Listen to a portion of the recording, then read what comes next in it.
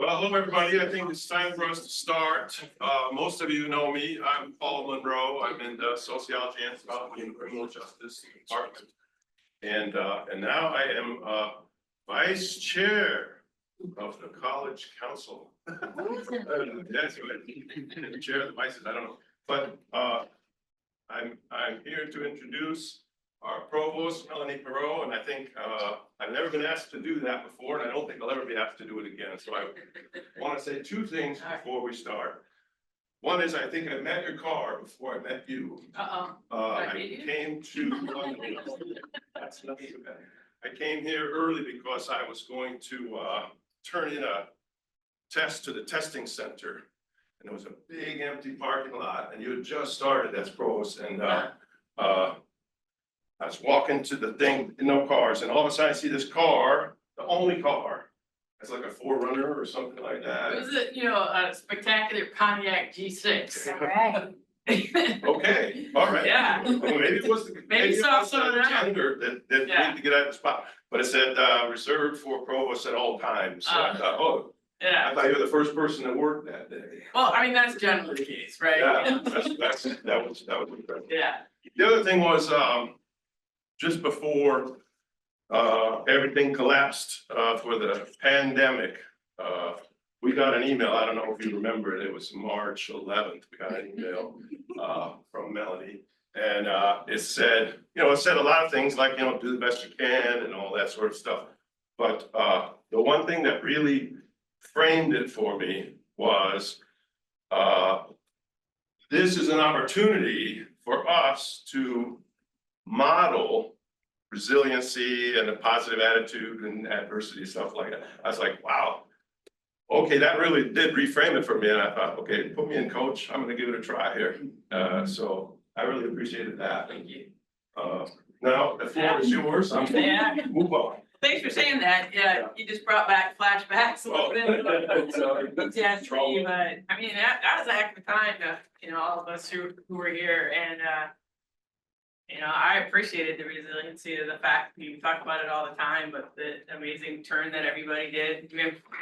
I'm sure you all remember the 16-hour days, trying to figure out Zoom versus WebEx. Remember all the things, Zoom versus WebEx versus Google Meet versus and try to figure them all out, and then some of the attempts and failures, I would say.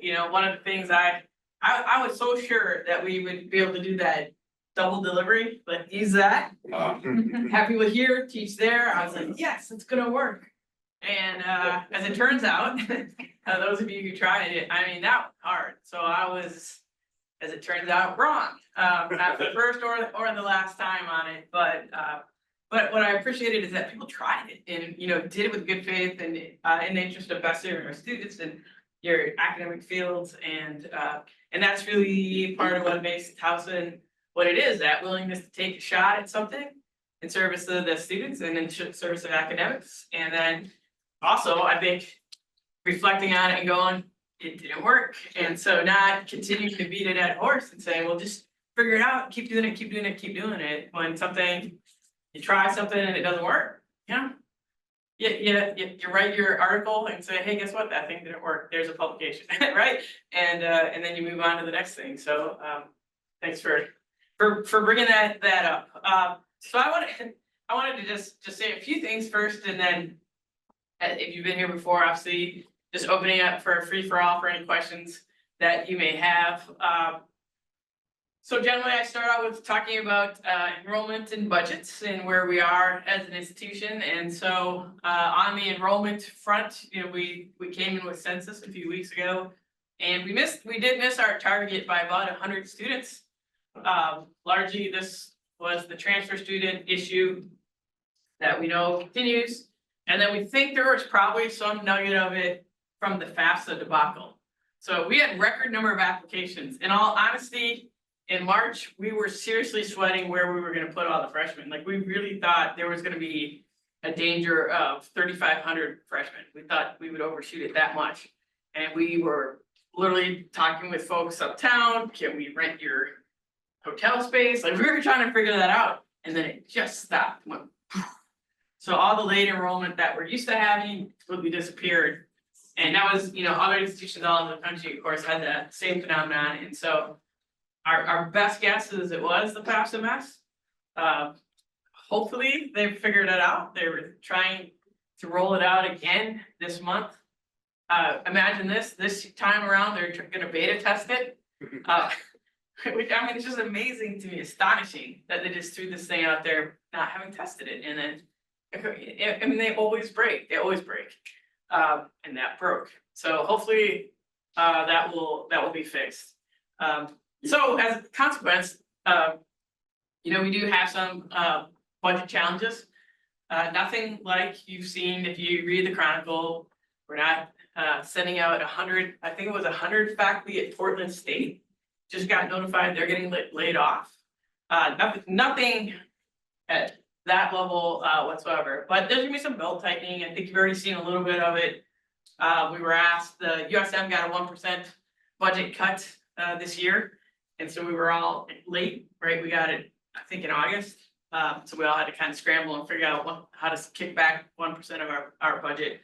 And we were able to do that, too much trouble, but, there may be other budget tightening measures, ahead. But I just want to assure everybody here that the academic enterprise, obviously, everybody understands that is why we exist, and that, there's no expectation that there's going to be some kind of crisis for academics. So, but we're working through some of that right now. Somewhat related to that, our good friends over at the MHEC, Maryland Higher Education Commission, that we've had our challenges in putting together new academic proposals and getting them through and getting them approved. We are currently in the process right now of pushing the PhD in sustainability. There is a CLA element in that PhD program. Morgan State has objected. We've rebutted. MHEC supported Morgan State, and we are in we've appealed that to a full hearing. And so we are going out to push hard for Towson University in this case. It's partly about that program, which we find rather shocking and distressing that in the hottest summer anybody can remember in Maryland, they go, well, we can't possibly have 2 sustainability programs in the state. I mean, that would be crazy. So, we think we have a really good case, but as you know, sometimes really good cases don't win. But we think it's really important to fight and to put our best foot forward and really state the case that Towson University has an important role in this type of program. Similarly, I just got off a discussion. I know, again, this is something near to this college around the criminal justice, the desire to have a criminal justice program. Coppin State has a program and they have objected to this point. We're trying as best we can to work through that collegially. I just got off a meeting with the dean, their provost, the department chair, and here, department chair there. And, we're gonna try to work it out, but, they sort of have the cards in their hand, but, we're trying to do a good faith effort to see how we might do this, because we think it's in the best interest of our students, right? And so, we are in there pushing hard, and we think fighting the good fight. The last thing I just wanted to mention, and then we'll free for all it, is I know a lot of you are working through the whole AI scenario and all kinds of interesting challenges that are presenting and that are changing every single day. I just once again want to make a push for attendance at the January Educator Summit that is going to be devoted to AI. One of the authors of the book Teaching with AI, which is everybody and their grandma is reading right now, will be the plenary speaker. And it's a really good opportunity to see what your colleagues are doing. One of the things I've found really interesting that I learned since the faculty welcome back is how much many faculty are already using AI, both in their teaching and in their research. A lot of really cool things going on at TU. And we think, that January meeting is an opportunity to learn from your colleagues, talk to each other, what are the things that are driving you crazy about it? What's an effective way to use it? What are some bad things you've seen? And so learning from each other and teaching each other in that January workshop would be, I'm really looking forward to it. I don't know a whole heck of a lot of it. I've played around with it a little bit. I mean, it's kind of fun to goof around with, but it's fun to goof around with. It's not fun. Your students turn in an entire paper, right? I get that, or create a painting, or a work of music that's completely created by AI. So trying to figure out what that sweet spot is, how we harness it, how we teach students to use it, how to use it ethically. All of those things I think will be topics in the January Educator Summit. So hopefully we'll have really good attendance to that. So that I think the announcement has gone out, or maybe the pre-announcement. The hold the date has gone out. So look forward to the actual RSVP. And so those are the general things that are on my mind. And there I'll throw it out however you want to run it from here. Oh, I can run it? Oh, okay. I have lots to say. Questions, concerns, comments? Yeah. So we're doing some searches this year in our department. And it sounds like, I mean, you mentioned the budget, so ready the 1% thing, but I'm hearing like that there might be more, in the coming fiscal year. And if some people do searches and they fail, and it's, for a wide variety of reasons. Sure. So I'm wondering, like, if one of our searches were to fail, what's the likelihood that we would be able to redo it next year? Yeah, it's a great question. So we're all trying to read the tea leaves, to be honest, to figure out, is there gonna be a second cut or not? And if I knew, I would tell you. We literally do not know. And we won't know probably till late January, right? The governor has to put out his budget the first week of January. And then once that goes out, the legislature all starts doing their thing, and they can scramble from there. So what I would say is, so I don't anticipate, I almost hate to say it because I'll probably be wrong, but if I say, we're gonna get a budget increase, maybe that would be true. But I don't anticipate something catastrophic, right? There's nothing that says catastrophe that we see. And so, and as I said, we've really have pushed hard to let the powers that be at the university understand and respect that the whole reason we're here is to educate. And as I am very fond of pointing out to my colleagues, we're the only revenue generator on our campus. So I put it that way to them. So, as I like to say, we're paying for your job, so don't cut our budget. So we're generating those funds. And so, while I can't 100% predict it, I will say this: I don't anticipate a search that's been authorized, because the reason it's authorized is you have the need for it and you have the enrollment for it and you've made all the arguments for it. I don't anticipate that would then go away unless something really unexpected happens. I will say this, for sure, it's a terrible idea to hire somebody that you don't think is going to be a good colleague just because you want to keep a position. Because what you're lining yourself up for is years of misery. And even more importantly than you being miserable, your students are going to be miserable. So I would I've seen it happen. Yes. And so, my commitment to you is to do everything that I can do to try to save, if in that scenario, try to save all the lines. We are not overstaffed in academic affairs, right? We are not overstaffed in faculty. And so I don't anticipate that we would be overstaffed next year. So unless some weird enrollment thing happens, you have the need, you've identified the need, and if you had a failed search, and we'll go back at it again.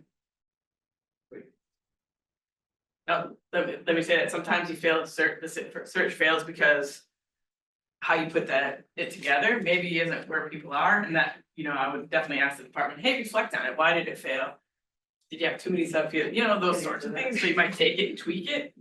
That might be something we would kick back, but I don't think we would go, well, now, too bad you don't get a search. It's money. I mean, all of our searches have failed. It's money. You can't live on $75,000 a year in Baltimore City and pay off student loans. So you know, it's money, it always comes down to money. We have top candidates that we lose over and over and over again, you know, and we're down to our bottom people typically. They just can't live off of that when you're coming out of grad school.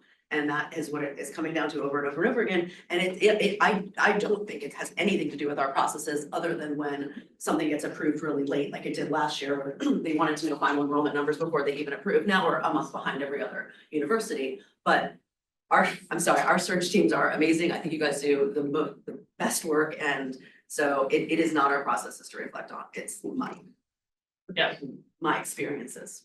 Yeah, no, I mean, I think that that's certainly true in some positions, and if that becomes a thing that's demonstrated, you come back and you go, hey, listen, we tried, here's the evidence, we tried. Though, because, you know, it's like we get hit, there's only so high you can go up before, you know, Well, the bus stops with somebody. Okay, well, yeah, I mean, you gotta go to your dean, of course, because the reality is the dean has a budget and the dean has to figure out, all right, if I were to put you know, add 5,000 to this position, what does that mean?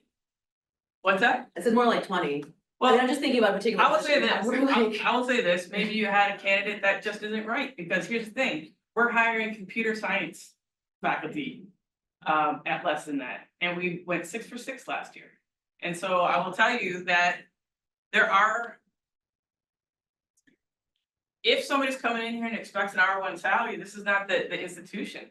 And that's just the reality of it. It's more about what they can make in the real world, you know, we have certain Sure. positions where it's like somebody's making 120 and then we Yeah. come in at 70 and there's just Yeah. absolutely no way they can make that work for their life, even if they're a perfect candidate sure. for the role. Like, I totally get that, you know, one of the things I would encourage, of course, is that, you gotta put the salary, and I think now we're required to put the salary range in there, and if somebody who expects 120 applies for a job that says range 70 to 80. I don't think it's about expectations, I think it's about paying market value for what people are actually worth.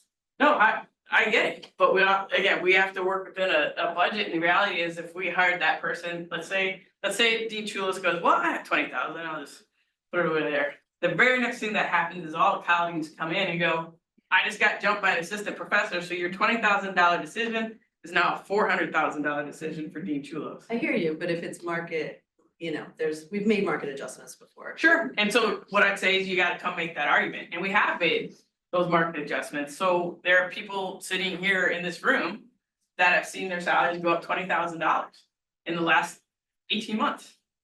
So we are aggressively doing it, now can we get to where we're competitive with every sort of private sector job? No, but tell me a private sector job where you go, you know what, I'm gonna tell you when my schedule is, I'm gonna take 3 months to go do research, and hey, every 6 years, I'd like to take either a year or 3 months off to do research.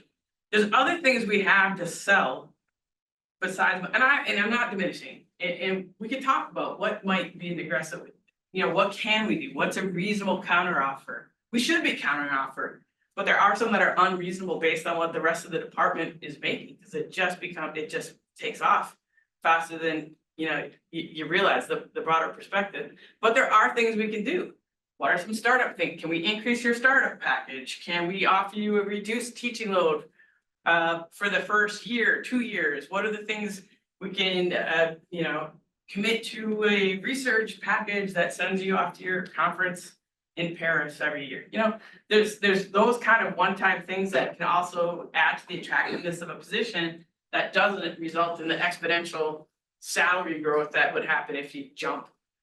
You know, 20,000 is a real big ask.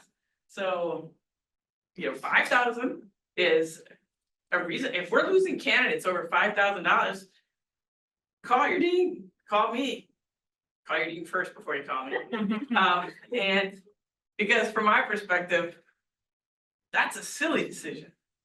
You're gonna spend way more than that on the search over $5,000. So that's the kind of stuff that we have to look at, but we also, again, do have to understand the reasonableness of really where we are as a university, but I appreciate the comment.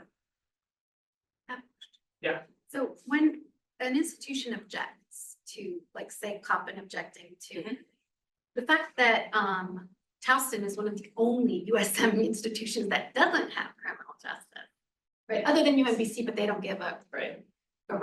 Right. And so what are their basis for? Because based on what we in the criminal justice concentration have seen, is that there's very little overlap between our program and theirs anyway. Right.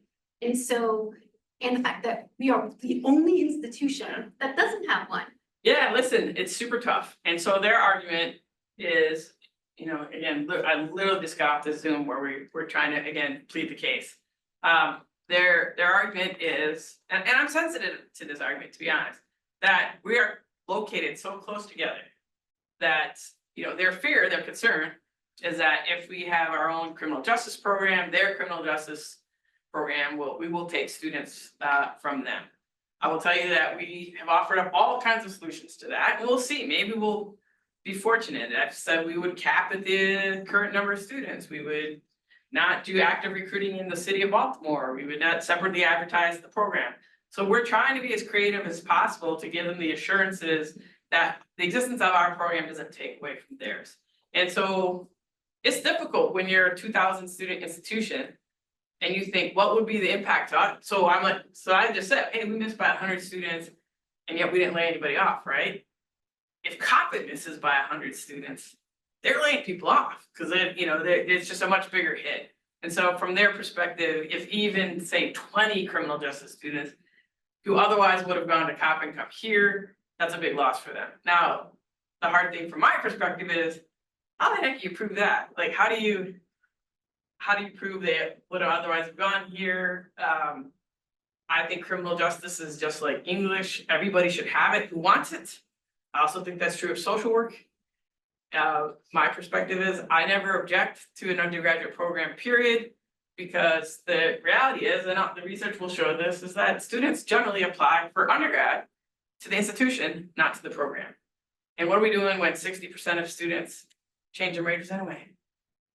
Well, so all the logic is on our side, but the feelings are not on our side. Well, And one of the so, things a few years ago, I mean, I don't think, it's not a few years, like maybe a decade ago, I've lost track. There was a Coppin did suggest that we could have like some sort of agreement where we would like fast track students into their masters, we've offered that. right? I don't know what happened in my department level, like, I don't know why we didn't move forward with that, but that was something that came from Coppin. And Yeah. considering that so many of our students want to go into graduate school and I think the fact that we have over 500 criminal Yeah. justice concentrators, seems to me that would be a good deal for that.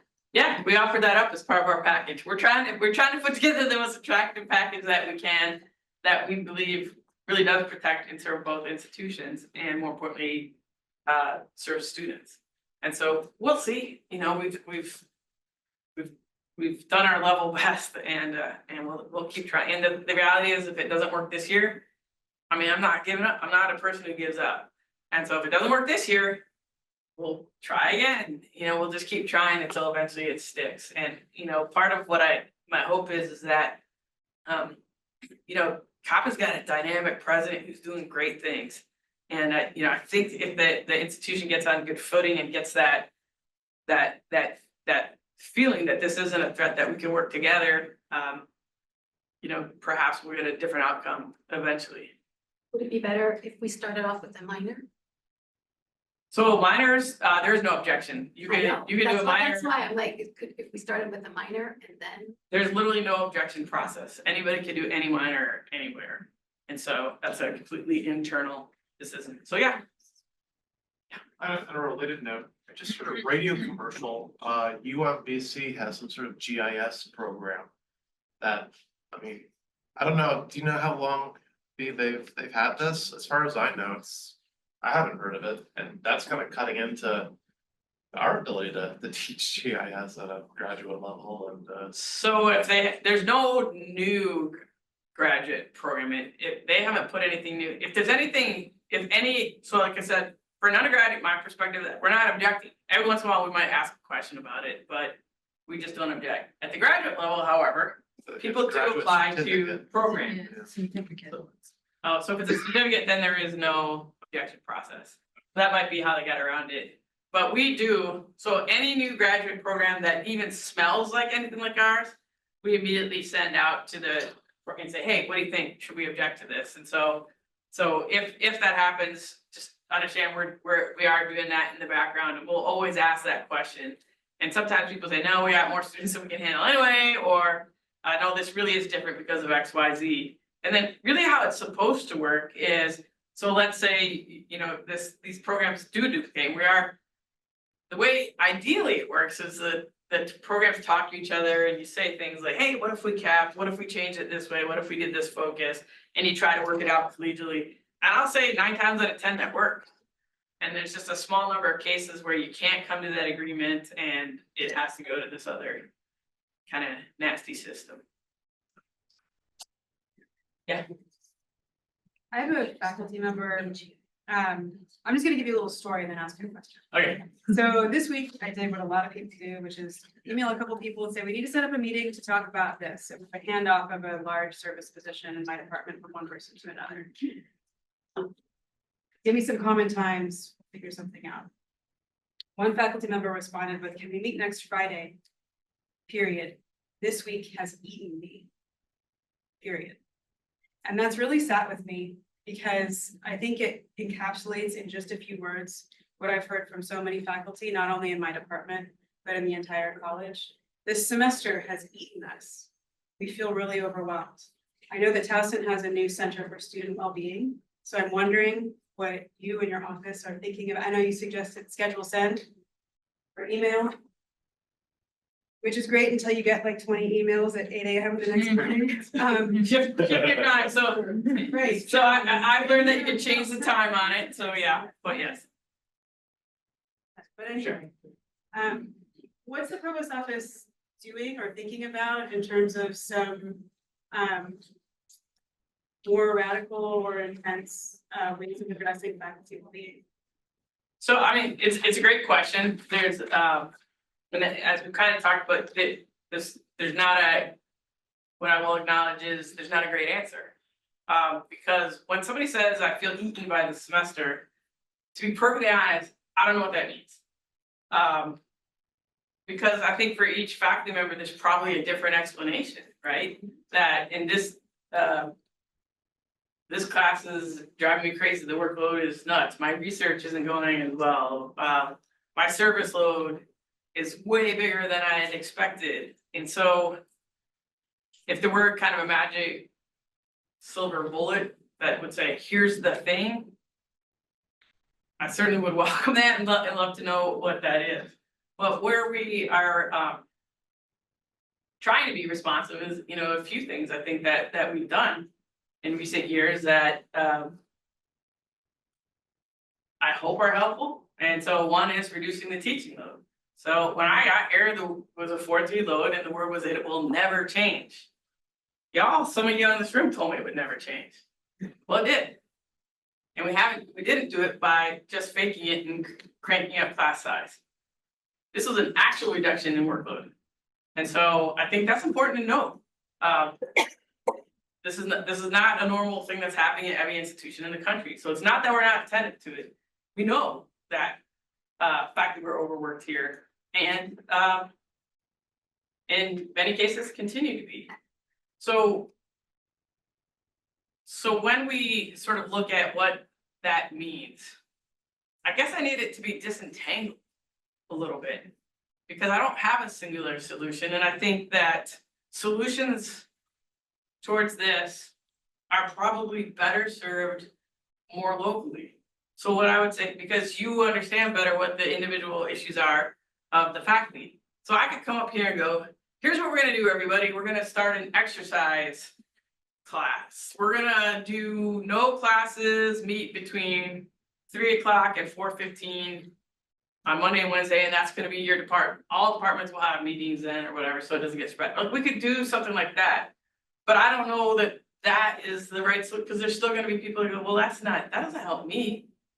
And so what I would encourage you all to think about is, what do you think are the solutions? What are the problems that faculty are having? What does that mean that I feel eaten, right? And if you can come and say to your dean and then into the provost office, here's some solutions. I am all ears. I am absolutely all ears on things like that. And I think that's kind of a better way to place it, rather than have some provost who's, I'm not in it, I don't know what it is. Is it AI, is it cheating, is it student disrespect? Is it, you know, all those things. Each of those things independently, we've tried to help and provide resources for faculty in each of those areas. But I don't have the magic answer. But I'm 100% committed to hearing suggestions. And so that's, I mean, I know that sounds kind of lame, but I just say, hey, you know what? Here's some more work for you, because you asked that question, and I don't mean it that way. But I just can't really react to something that broad, I suppose.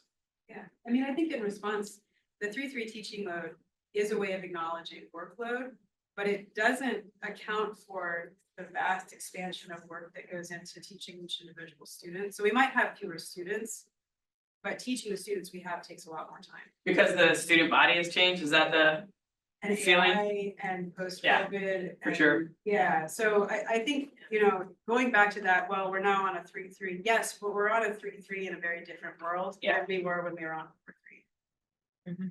You know, that's a great answer and a great explanation, and I appreciate that. So, Just to give you a little boost on the ground yeah, perspective. yeah, can I just throw, I mean, again, not trying to be a jerk and evade responsibility or anything, but has anybody come up, I mean, do you guys have ideas that the faculty, here's what I do in my class that's been successful, here's. I mean, maybe some of that, would that kind of stuff be more helpful, arranging those opportunities? Or is that gonna be like, well, great, you just created one more thing? I just don't know, cause I'd like that help. In all sincerity, I'd like to help. I think I'd want to think more about that. Okay, so why don't we do that? Again, always happy to hear discussions, solutions, and I think a lot of solutions on this kind of stuff, faculty talking to faculty is way more, I'm gonna just be perfectly honest. I teach one class session each semester as a guest lecturer. I mean, I haven't taught my own class where I've done my own grading, my own syllabus since like 2013. And so I'm fully acknowledging that the students have changed, the workload has changed, the challenges have changed. And so, to be perfectly honest, I'd probably be the last person to be able to come up with a really good solution for that. And so, but what I can do in my role is try to provide the opportunities for people who know better than I do the challenges you're facing, your faculty are facing, and come up with solutions. And so I would be super receptive to getting some kind of discussion about what it is I could do.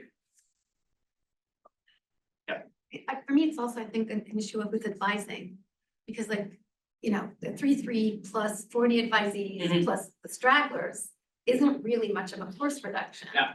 Right, and so, and then service expectations, and then those that like enjoy research, like hopped on the R2 band, Yeah. like, because they're like, oh yeah, finally I have this opportunity. But it's not really an opportunity, because if you have 40 advisees with all of them having an advising hold. Yeah. I mean, you can be, and just like remove all the holds and go, now, good luck with that. But that's not what most of us do. Sure. So, you know, I think that contributes to a lot of the feeling done, which I admit, I feel done, like Yeah. a turkey. Like, Yeah. And so, but I think it's, we talk about the 3-3, but and the expectations, but research can be super demanding too. Okay. And so can our service obligations, and especially when you get tenure, you have more service obligations and more, you know, and so I just think that there's a lot of. Sure. I mean, I understand what you're saying. It makes a lot of sense.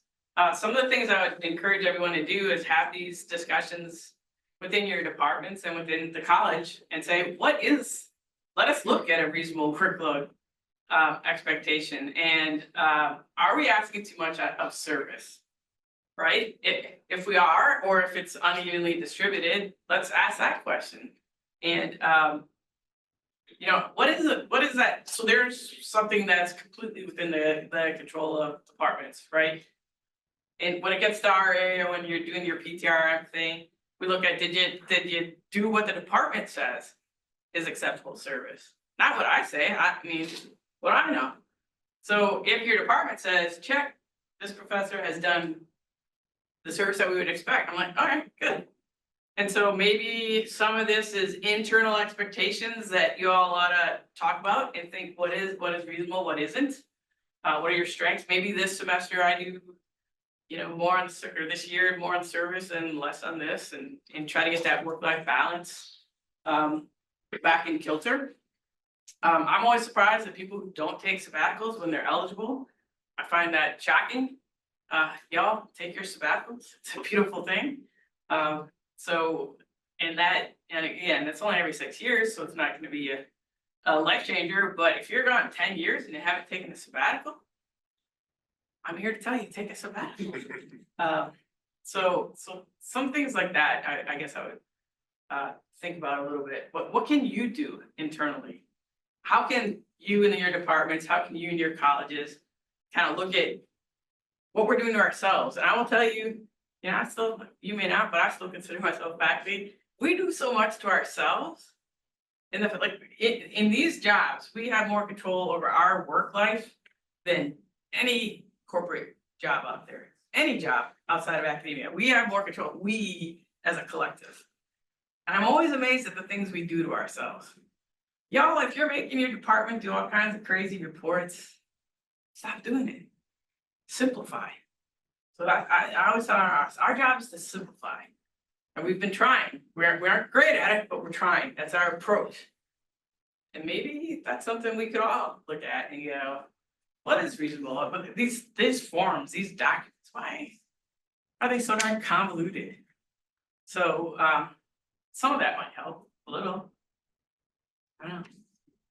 Yeah. I don't piggyback, and I don't wanna put words in your mouth, but I did hear you mention the student, what was the student center for, what you mentioned a new. Yeah, there's The wellness Yeah. center. So I guess I was kind of hearing maybe, and again, maybe I'm putting words in your mouth, but this idea that like we're being asked to give students so much grace and give students so much, and kind of maybe where is ours? And I do think that starts at a high level. If we have a, entire university level center for student wellness, why isn't there one for faculty? And it's not just about the center, it's about, I think, again, that idea of giving us grace, just for example, last year we were all doing, our departments were doing a rad, we got data 6 months after we were supposed to get data. And that did not back up our due dates at all, you know what I mean? Like our stuff was still due when it was due, even though we were supposed to have an additional 6 months to crunch our numbers, right? So it's sort of like, we're being asked to give grace to students, we're being asked to give grace to the assessment people giving us our data 6 months late. We're being asked to give grace to everyone else, and no one's doesn't really feel like that's being returned to us on a large scale. And I think, I just speak for our department, we are very good at, trying to, support each other, and our chair does care about the smaller things that you're talking about. But I think on a bigger picture, faculty might be feeling a little bit like we're being asked to support so much else, and sort of who's holding us up as we support others. Yeah, I hear you. Right. Yeah. I don't really know directly how to respond to that. I'm just being honest. The student wellness thing, the way it's funded is the students pay a fee. And so that's how that thing emerged. And they actually voted to increase the fee for themselves to pay for it. And so, it's not a great thing, but it's a start, is that we have collected all of the faculty wellness programs that we do have on this campus. And I was actually pretty surprised at the number of them. And so they are all collected now. They are all on the provost webpage under faculty wellness. And so there's a lot that we do. And so that might be a start to look at some of that. Are we gonna be able to create I just talked about the budget. Am I gonna be able to create a faculty wellness center? Realistically, no. I don't wanna create some kind of false hope here. But if you look at some of the initiatives around faculty support and faculty wellness, there's probably more out there than most people think. And so I'd encourage you to go check that out and think about what things might fit for you. And everyone's gonna have a different solution. But yeah, and I don't know why you got your data. That's literally the first time that I've heard that. We usually turn that data around in 24 hours. So I'm shocked. I would love to know more about that, because literally, At the meeting where we were supposed to get data, there was a conversation about no one even knew who was supposed to, who had the data or who needed to get the data, and that was the meeting we were supposed to already have it, like, so. so did.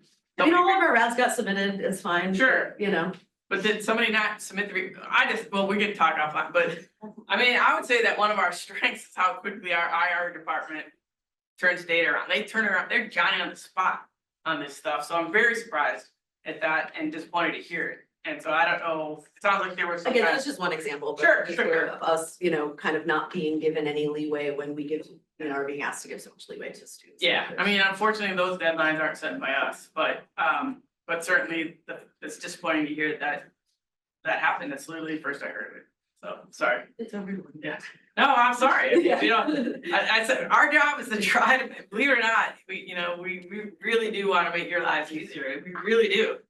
Sometimes we fail at that, but hearing and learning, the reason we do this is for me to hear and learn to try to correct any of those issues, so I do appreciate it. I have a question, and I'm sorry if everybody know the answer, but about the load in 3-3. So first of all, I think it's amazing that it was done from 4-3 to 3-3, but I just don't know, is it official? Is most everybody 3-3?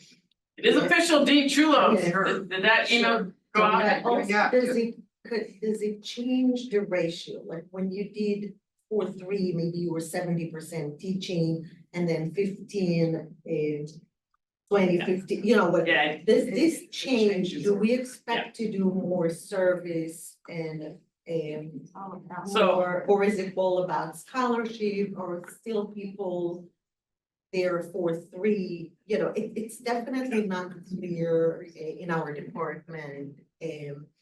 So, yeah, because I think still people are doing 4-3. So I should thank you, that's really great, and starting with the first part of your question, so. The provost was able to get me numbers for the last 2 academic years, and of tenure track and tenured faculty, all but 6, I don't know if it was the same 6 both years, were already on 3-3. So it's something that acknowledged a reality and was intended to also ease a process that we were going through for a couple of years since we started to transition to R2.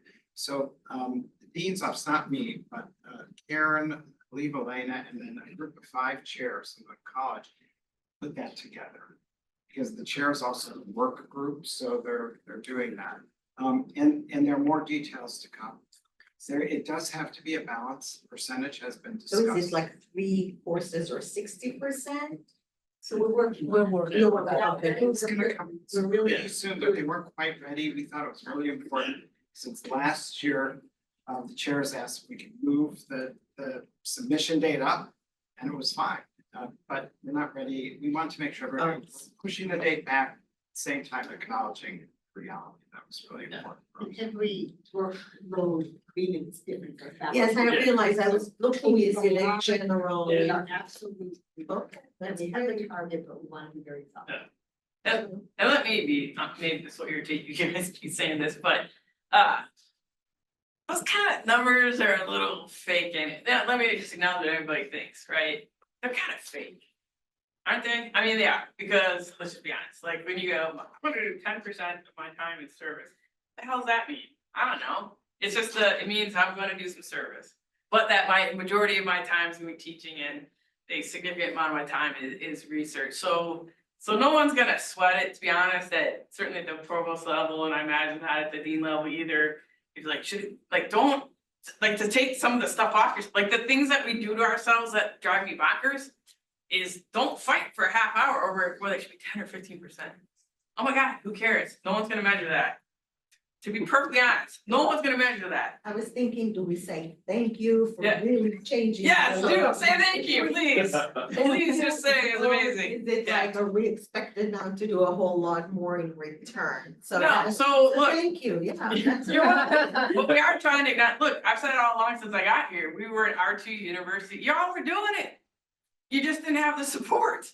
And so we're trying to fix that, so we're trying, the things that we've done, lowering it, the teaching load, putting significant money into supporting faculty research.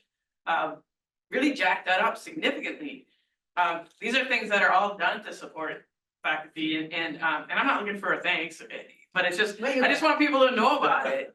And again, that theme of, don't make yourselves crazy. Don't fight, please don't fight over if it's 10%, if it's 15%. Oh my God, my colleague down the hall has it at 15, so they better do one more committee, right? Don't do that. Understand the spirit of it, right? The spirit is that we all teach, we gotta be good in the fact, that's TU's identity, it's in our blood. Right, when you're doing the hiring, right, that's what we're also really looking for, we're really emphasizing that. You come out of a decent PhD program, of course you're gonna be interested in research. Otherwise, you'd go teach high school, right? You're part of what you wanna do and what you love is research. Empower each other to do the research. And the service, some people love it. Some people love service.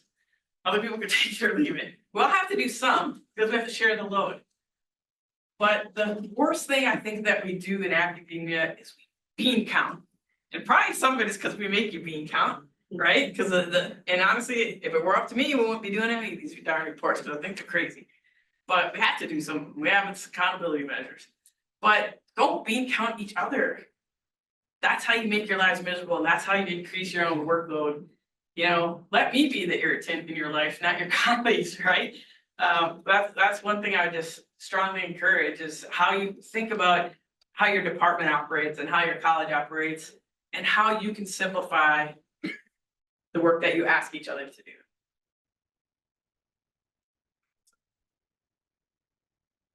Questions or thoughts, comments?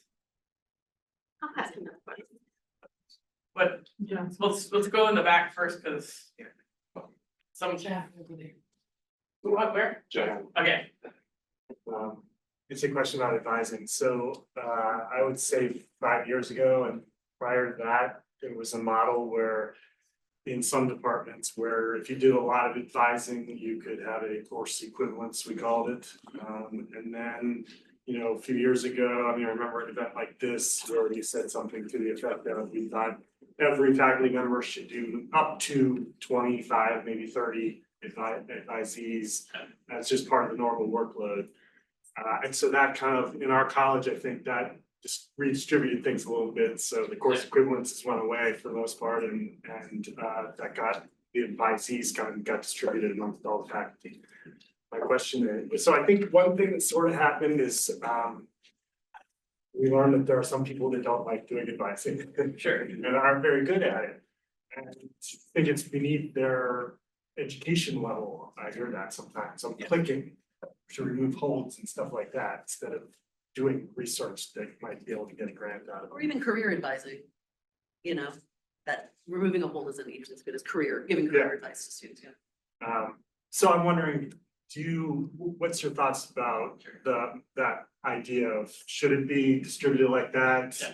Could it be the case that some people that like and want to do advising could do a lot of it and then get a course equivalence type thing, or? yeah, well, it's a good question, and my answer is this, is that we would never accept a colleague say, you know, I'm just not good at teaching, I don't like it, so I'm gonna do less of it. Thanks, everybody, and you're just gonna pick up the load. We would never accept it. We wouldn't accept it on service, we wouldn't accept it on research.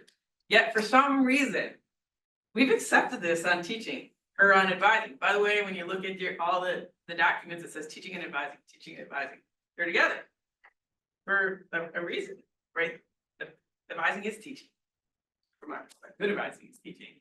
And to be perfectly honest, I don't have tolerance for faculty who say, I don't like advising, so I'm just gonna phone it in. I don't have tolerance for it, because that's the most non-student centered remark you can possibly make. It is reasonable to say, I don't have the time for my load is crazy. That's a reasonable thing to say, but I don't like it, therefore I'm not gonna work on becoming a better advisor is a terrible thing to say. And so I wouldn't accept that from my colleagues. You shouldn't accept it. None of you should accept it from your colleagues. And so, sorry about that, Grant, but I feel pretty strongly about it. I don't understand why we accept that. So, as far as then the load, that's a different question, right? Now, I do think 25 to 30 students I think that is reasonable. But I think there's other things, there's not one advising model, I can't stress this enough, that fits all departments or all programs. you have the freedom to figure out what works for you and for your department. If group advising works for you, do it. I'm not stopping you. Peer advising, yep, knock yourself out. Especially for like freshmen and sophomore years, they're pretty general. And by the time you get to the juniors and senior years, that's a lot shifting really into that career thing. And that's where the faculty value increases significantly. So if you want to come up with, hey, we're gonna take all freshmen. On Thursday night at 5 o'clock, you all assemble, we're gonna walk you through your options. Everyone pull out your laptop, let's register. Knock yourself, that's a perfectly reasonable and an effective way to go. And it pulls off a huge burden off of faculty. And so I want to empower you all to use your creativity and your knowledge of your students and your knowledge of your programs to think about how we might do it. Okay, but having no advising there's a reason that Towson's graduation rate and retention rate is what it is. And we've done the data, we ran it. Where it spiked was when mandatory advising was put into place. And it went boom, and it's just, I get that, we can't, this correlation is not causality, but it looks pretty good. And so I just really think it's important, and I'll just insist it until my dying days. And the research does say that, but how you do it, think about it, be creative.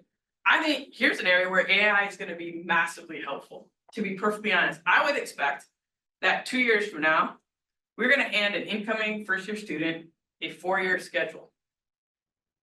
Not just what courses you might, not just a degree plan. It's gonna say your senior year, Tuesdays and Thursdays at 9 o'clock, your class is English 400 in room 112. I think we're gonna do that. I think AI is gonna make that up. Now, students will opt out, they'll change their major, they'll do their things. But the scheduling thing, I think that's what faculty hate the most. That's what I hated when I was doing it. That thing. AI is 100% gonna do that for us. And it's gonna free us to do the career thing. Because we don't want some AI going, or you should be a veterinarian, or that kind of thing. But I think the scheduling is 100% gonna be pulled off your shoulders soon. Sooner than we all think. And so I'm hopeful of that. So we'll see if I'm right. Yeah, I think we have time for one more question. Back, did you? You're done? Was it about advising? I was pointing to. Oh, okay. Because I didn't think you so much. But I just want to make a comment though about why we tolerate people who don't want to do advising. Yeah. Because we're student-centered and students get. Trying to think politically correct word to say. Posed. If they don't, if an advisor kind of says. Yeah. Yeah, take the Got it. load off, or take the hold off. Yep. But doesn't advise the student. Yep. The student may repeat a course that they already For sure. took, or, they may push back. So that's kind of, Yeah. and I understand what you're Yeah. saying, and I don't necessarily like the fact. Yeah. But I also feel like if we're student-centered, then we want to be advising the students so Sure. that they can do their 4-year plan and get through here in 4 That's right. years. You're exactly And that's right. the problem. You're exactly right. And here's my suggested solution that no one's gonna like, is that faculty member should not get married. Period. I don't disagree I with you. think That's 4 not how we people, operate. 4, maybe 2 out of the entire CLA were recommended no merit last year. Oh, we had a bonus year last year. But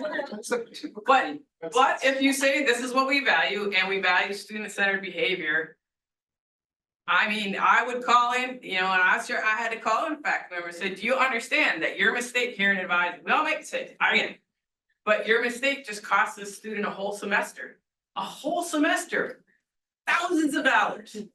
And so understand the importance of doing it right and learning the systems.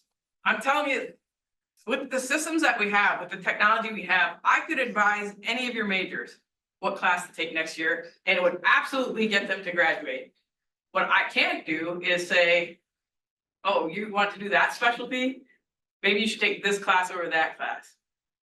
But I am 100% confident I could advise any of your majors to graduate in 4 years. But I wouldn't do the best because they wouldn't know the right elective to take, the right career path within the major, the internship that you ought to do, and when should that happen? But class scheduling, that drives me crazy when people get that wrong because the technology just tells you.